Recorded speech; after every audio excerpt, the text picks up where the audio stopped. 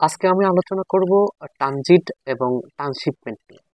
তো অনেকেই আমরা মনে করি যে ট্রানজিট এবং ট্রান্সশিপমেন্ট হচ্ছে একই জিনিস, কিন্তু হচ্ছে ট্রানজিট এবং ট্রান্সশিপমেন্ট আলাদা এবং স্বতন্ত্র জিনিস। ট্রানজিটটা কি?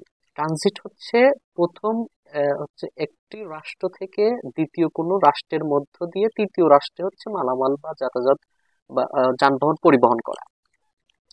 তো এখন ধরুন যে হচ্ছে এই পাশে আমার ভারতীয় ভূখণ্ড এবং এই পাশে হচ্ছে নেপালের ভূখণ্ড। তো এখন এই যে ভারতের এই ভূখণ্ড থেকে একটি ট্রাকে যদি মালামাল নিয়ে সেটা হচ্ছে বাংলাদেশের ভূখণ্ড ব্যবহার করে, মানে এই ভারতীয় ট্রাকটা সরাসরি বাংলাদেশের ভূখণ্ড ব্যবহার করে যদি নেপালে মালামাল পরিবহন করে, তাহলে সেটাকেই বলা হচ্ছে ট্রানজিট।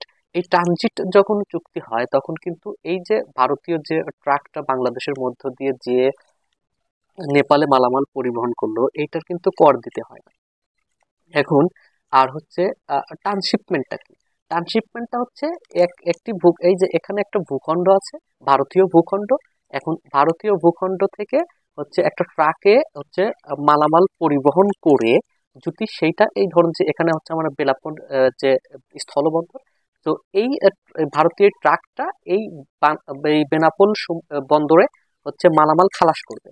মালামাল খালাস করার পরে এখন বাংলাদেশ ট্রাক সেই মালামালগুলো আবার নিয়ে বাংলাদেশের মধ্য দিয়ে পরিবহন করে এই পাশে ধরুন যে মেঘালয়, এই পাশে হচ্ছে ভারতের মেঘালয় রাজ্য, আর এখানে ধরুন সিলেটের তামা বিল যে স্থলবন্দরটা আছে, এই বাংলাদেশের ট্রাকটা আবার এসে এখানে এসে সেই মালামাল খালাস করবে।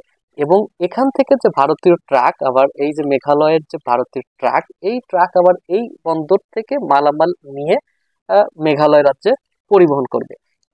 এইটাকেই বলা হচ্ছে যে ট্রান্সশিপমেন্ট। ট্রান্সশিপমেন্টে কিন্তু এই যে ভারতীয় যে ট্রাক সেটা কিন্তু বাংলাদেশের মধ্যে দিয়ে যাবে না, এখানে খালাস করবে।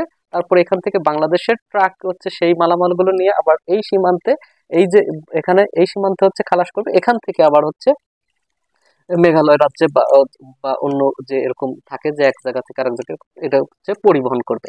এটাই হচ্ছে ট্রান্সশিপমেন্ট এবং ট্রানজিটের মধ্যে পার্থক্য।